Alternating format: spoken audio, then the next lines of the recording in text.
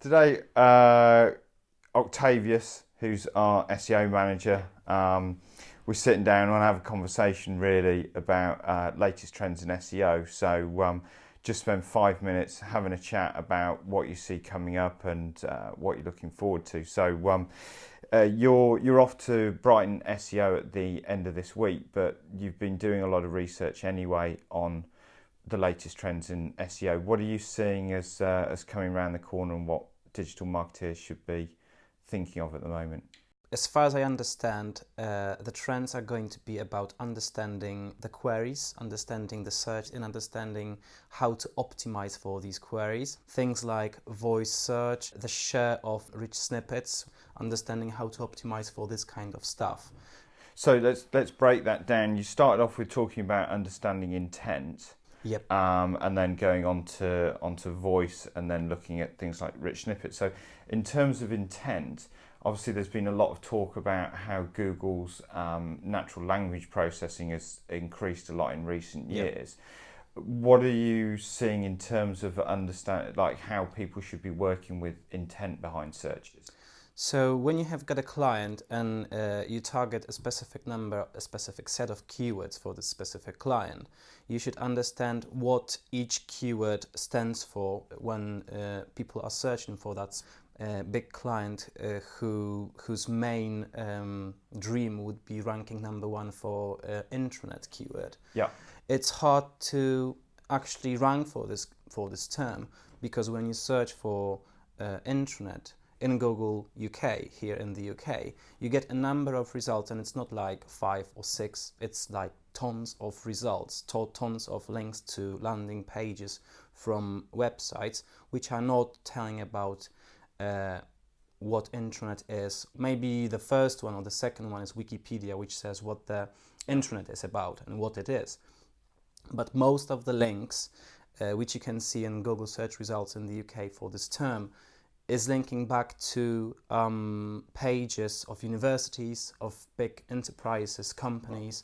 So, you know. So what you're saying is, whilst people might look at the intranet keyword in terms of its high level of volume and think, oh, that would be a great keyword to rank for, and I do intranets. Yeah. The intent behind the word intranet is actually quite poor in terms of a business fit for people that are looking to buy a new intranet, because Correct. most of the results coming through are for logins for existing intranets. Yeah. And this is how Google understands this specific query. Right, so Google's understanding the intent and knowing that if you just type in intranet, and it's thinking a lot of the lines about login. So that's where we should be helping clients understand the more granular keywords, which actually have a better search intent behind them. In terms of what you were saying about voice search, I mean, we've been talking about voice search for a number of years now, Innovation Visual. Where are you seeing voice search at the moment in terms of its importance? So in countries like the US and the UK, I think it's getting more and more important because of you guys use English as your language. Yeah. And Google understands English in the best way. But at the same time, I think it's going to be more and more important in the future around countries like Poland, for example, which I live in. Mostly around, so the focus, Google's focus is going to be mostly about local search first of all, and we saw that happening for like 2 or 3 years when we started discussing the thing with the clients. We noticed that. So I think that the local focus is going to be the most important one for Google. Okay, so because it's interesting you talk about that, because when I talk to some people about voice, there's the ComScore prediction that's been battered around now for more than 2 years, which is 50% of all searches will be done by voice by 2020, and you know we're steaming up to 2020 very quickly now. But the pushback I get in conversations with people is, okay, maybe, but it's all local stuff. It's not relevant to me. Is voice search relevant to all businesses, or is it only businesses that are local? What's your opinion and what's your take on that? I wouldn't say, first of all, I wouldn't say that thinking about voice search needs to be only performed from the business perspective. But if we are going to talk about business, I don't think this is only going to be about local, and I don't think this is only local. Okay. And I don't think that it's not relevant to their businesses. It's about how can they get most of Google voice search when optimizing their websites, when optimizing the search appearance. Yeah. Because Google, it's not only about local, it's also about things like featured snippets and your visibility. Like, for example, people may asking questions to Google, how can I do X? Yeah. How can I buy X? How can I get to X? And if your website is well optimized for this kind of questions, then you can be number one. So you talk about an interesting thing there, featured snippets, and not everybody in digital marketing understands featured snippets, and also you talked about the structured information on the search results page. Could you just give us a brief definition of featured snippets and where they come from?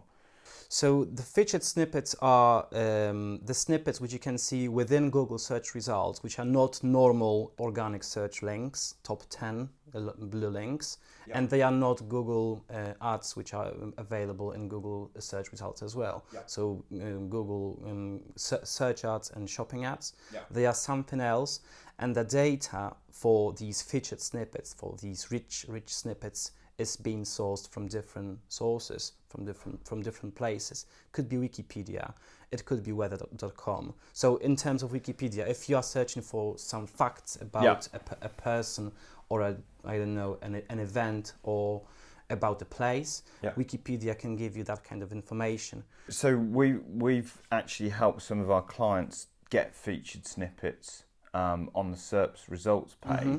So obviously you've explained that these featured snippets, they're in addition to the organic results and in addition to the ads, and these featured snippets are what's being read out by the voice search results.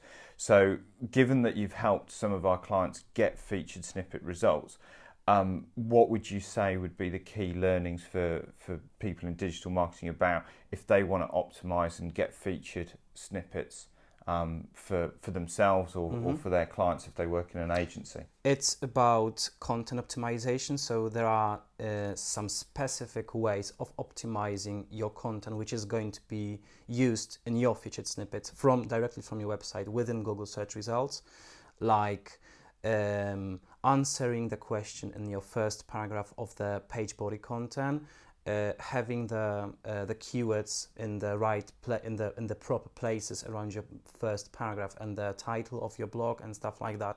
There are other types of featured snippets, like for example recipes. So basically, it's good practice SEO, but it's also making sure that we get the right keywords that we're targeting and the right phrases that we're targeting in the right places, particularly around that first paragraph. And you're saying often where these featured snippets are a result of a question, making sure that question is being well answered in that first paragraph, correct, so that then it's easy for Google to pick that up. And answered clearly as well. Okay, so good, clear, written English. Okay, that's really good. So in terms of where we are, you're over in the UK this week and you're going to Brighton SEO, and I know that you always like attending Brighton SEO and events like that. So tell me, at the moment, what are you most excited about in digital marketing and particularly SEO? It's not about this moment, it's about the whole thing, because it's still evolving. You still need to learn, you still need to be up to date on different trends, on like Google algorithm updates. You still need to react in a proper manner, at the right time. So I think the challenging way you need to manage your SEO is the most fun for me.